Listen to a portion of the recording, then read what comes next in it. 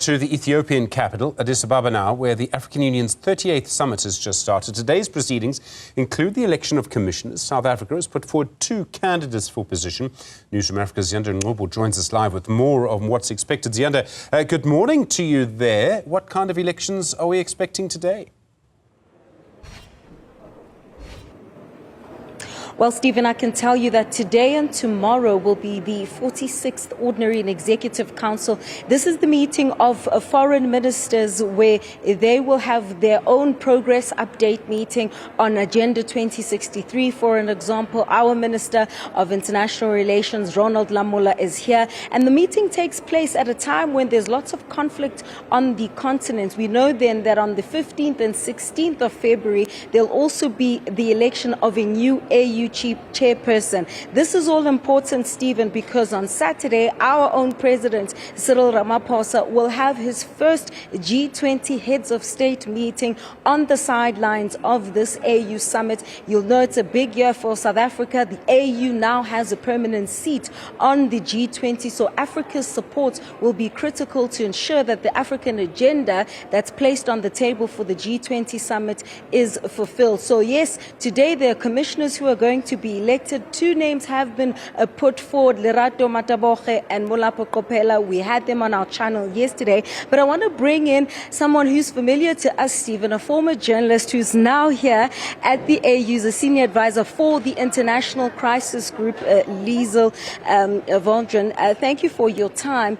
Why is it important why is this particular summit so important when looking at issues of peace and security on the continent?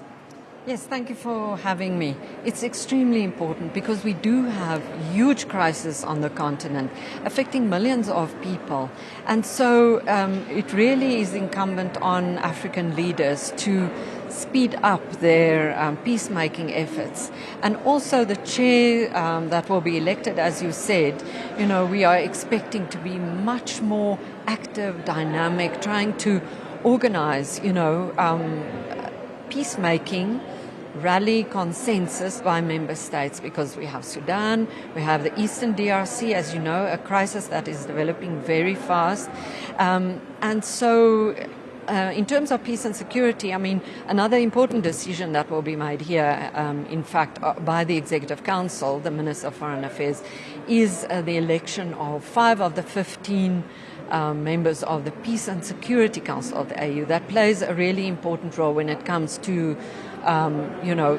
deciding to suspend countries when there have been military coups, deciding on military intervention like in Somalia, but most importantly, peacemaking, appointing envoys for certain countries when there are, trouble spots. Liesl, for someone who doesn't understand, the AU system, why is it so important that South Africa is on the Peace and Security Council? And I ask this against the backdrop of lots of calls back home to say, bring back our troops from the Eastern DRC.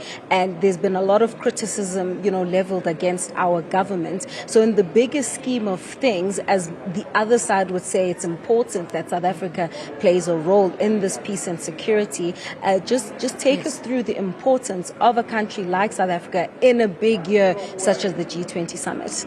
Yes, it's extremely important. And we saw, South Africa very often on the Peace and Security Council until February last year. We were on a 2-year term. Then we stepped back because there's only 3 members for the SADC region. Namibia is now stepping down, and so there's a 3-year slot open for SADC. South Africa, would like to rejoin the Peace and Security Council because, like, for example, at this summit on Friday evening, before the actual meeting of heads of state, there will be a meeting of heads of state on the DRC where decisions will be taken on diplomatic efforts. Now, there was that summit of SADC and the EAC in Dar es Salaam. Yes. Certain decisions were taken. And now we need further action because that ceasefire that was announced, from what we understand on the ground, has not held up. Further lives lost, people fleeing, their homes in Bukavu and South Kivu. So for South Africa to be able to weigh in diplomatically on these issues, it would be important.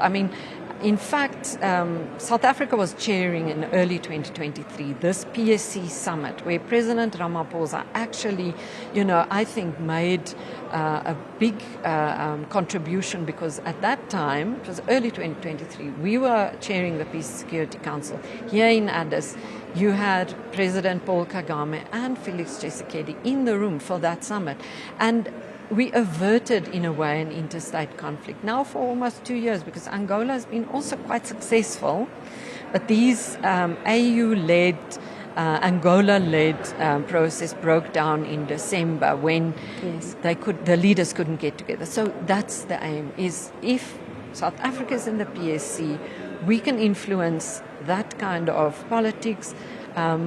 Angola is now going to have to step away of some of these issues, because Angola in 2025 will chair the African Union, for the whole year, rotating chair, lots of things on Angola's agenda. So South Africa can really contribute to these diplomatic efforts if we are on the Peace and Security Council. How important is the new African Union Commission chairperson's support going to be for South Africa's G20 presidency? Yeah, it's absolutely crucial, because, the chairperson is really the one that's going to have to carry the baton for the last 4 years, at least. So you have a decision by the AU, I think about 2 years ago, when the AU became a full member of the G20, that the chair of the year, so Angola for this year, will be supported then by the chair of the commission, the guy. It was all male candidates, so the guy who will be elected on Saturday will then support,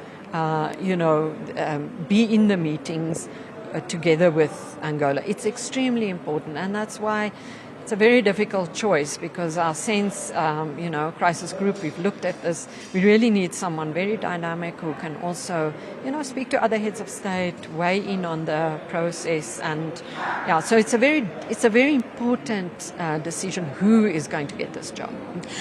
Lastly, from my side, then, with multilateral systems pretty much falling apart, or perhaps the public confidence in multilateral systems falling apart, how important is the AU now? Is someone sitting at home might be saying, well, why should we even care about this summit? How does it affect me in South Africa or the SADC region? Exactly. If we see how the UN system, for example, is also, being weakened, as you say, there's a lack of confidence in these multilateral processes, because around the world, leaders are flaunting international law. And we even see, on the African continent, a disregard for things that the African Union has agreed on, like, respecting frontiers and so on. Colonial era borders, let's say. So there are many things that the African Union has agreed on to keep Africa stable and regional integration, to be able to work together. The African Continental Free Trade Area is something South Africa really has championed over the years, because it's beneficial for our business people who are doing business on the continent. It's beneficial for our economy. So I understand that there's a kind of a skepticism about multilateralism and the African Union, but I think, having been here now, for a long time, and even here yesterday and the day before, there were meetings of civil society, so not heads of state and government, and some of them, deciding to, rally the African Union to certain causes. All right, so that's Liesl Louw-Vaudran there, and she's with the International Crisis Group, speaking about, the multilateral systems, of course, in a time where, as well, we're in an era where Donald Trump is president, he's withdrawing a lot of aid, and this will have a significant impact on the African continent. Ziyanda Ngcobo live there in Addis Ababa at that conference. Thank you very much indeed.